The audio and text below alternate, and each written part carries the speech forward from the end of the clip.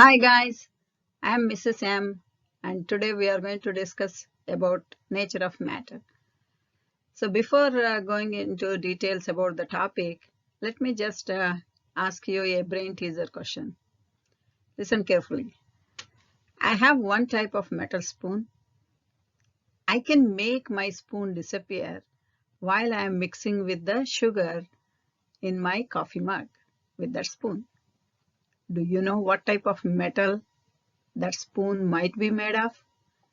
If you are curious to know about it, then watch this video until the end of it and you will figure it out.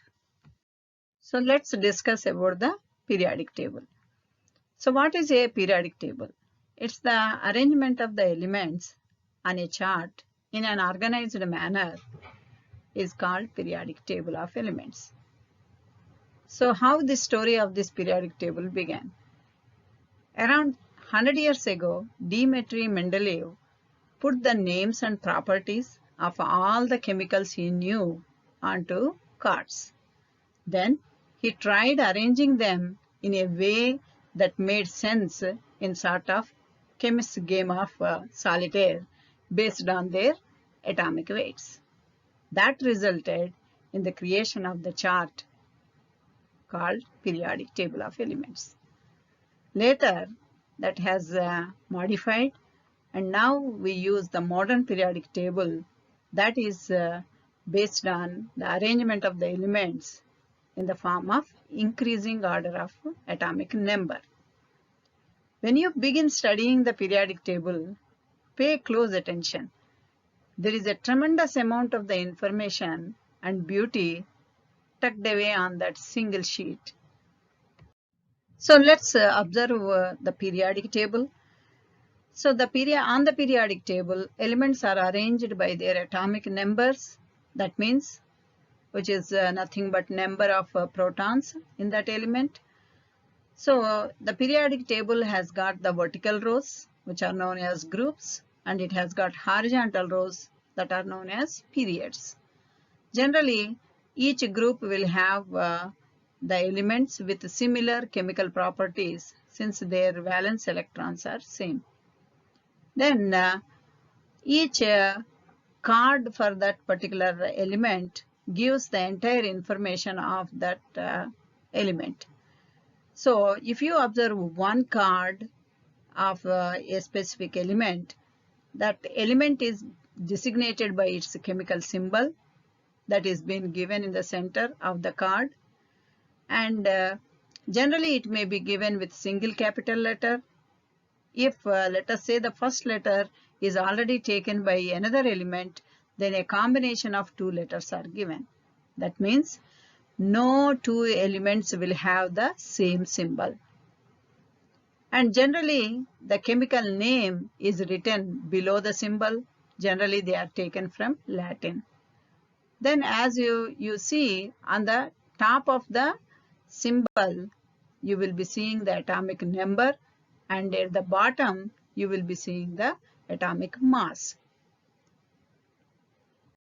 Okay, then let's see one card. If you see here, this is the sodium, that is symbol is Na. Always symbol first letter will be written with capital, and if it has two letters, then second letter will be lowercase. Then this sodium has got the atomic number 11. That means number of protons are 11. That means number of electrons are also 11. Then atomic mass is 22.99. That is nothing but total number of protons and neutrons. Then probably you must be wondering how this total number has become in the decimal condition. How can be P and N, that means protons and neutrons, be in fraction to get that decimal number? Then the answer is the atomic mass that is given here is the average weighted mass of all the isotopes of that atom depending on their abundance in the nature. How it can be calculated, that we will be seeing in this video. There are so many elements that are very, very interesting when you observe the periodic table. Out of that, one element known as gallium, it is very interesting in a way that it can melt at room temperature. It can even melt with our body heat if we keep it in our hand. And let us say we have made a spoon with gallium, and while stirring in that cup of tea, it suddenly disappears, it melts and it becomes liquid. So how the usage of this particular metal is, since it is a radioactive one, it can be used in diagnostic tool for detecting the cancer. Okay, now the checkpoint. Can you read these cards of these elements? Look into the periodic table and try to figure it out. What is this particular symbol represents? So next is how to read the number of neutrons from a card of element in the periodic table. So for example, we have taken here krypton, whose atomic number is 36 and mass number, that is average atomic weight, is 83.80. Then how to calculate the number of neutrons? You know that mass number is number of protons plus number of neutrons. So 84 is equal to number of protons, that is nothing but 36 plus number of neutrons. So plugging this information into the equation, then you will get 84 is equal to 36 plus number of neutrons. Then what number is added to 36 so that it can become 84? That means 84 minus 36 is number of neutrons. That's 48. So if you summarize this particular thing, for any element, number of protons is equal to atomic number. The number of electrons is nothing but equal to number of protons. That means if we know the atomic number, we definitely know the number of protons as well as number of electrons. Then to figure it out, the number of neutrons, the atomic mass number minus atomic number will give rise to number of neutrons, since atomic mass is total number of protons and neutrons. Okay, now time for the checkpoint. Can you calculate the number of neutrons for these elements? So our next task is how to arrange the electrons around the nucleus in an atom. So we know that number of electrons of that atom's element will determine the chemical nature of that element. So how to organize these electrons around the nucleus when we already know that they orbit around the nucleus? So first orbital, it can maximum hold 2 electrons. Second orbital, maximum it can hold 8 electrons. Third also, maximum 8 it can hold. Fourth orbital, maximum it can hold is 18. So remember the rule to keep it 2 plus 8 plus 8 plus 18.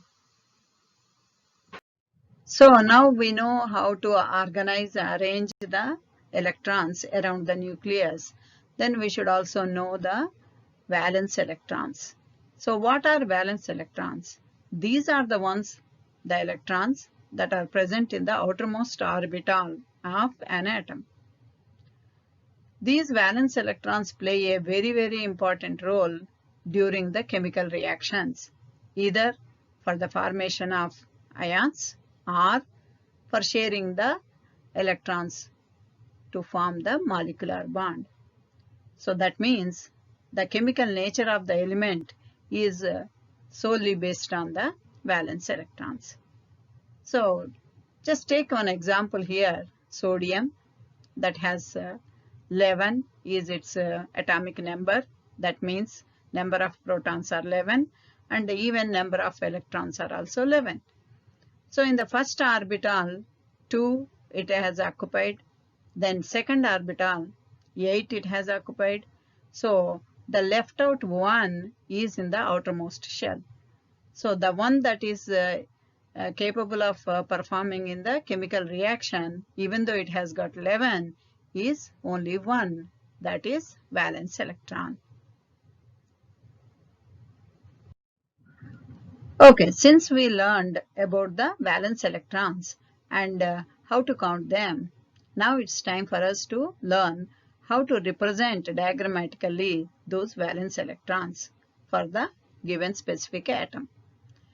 So Lewis dot structure is nothing but representing the valence electrons in the form of dotted structures diagrammatically.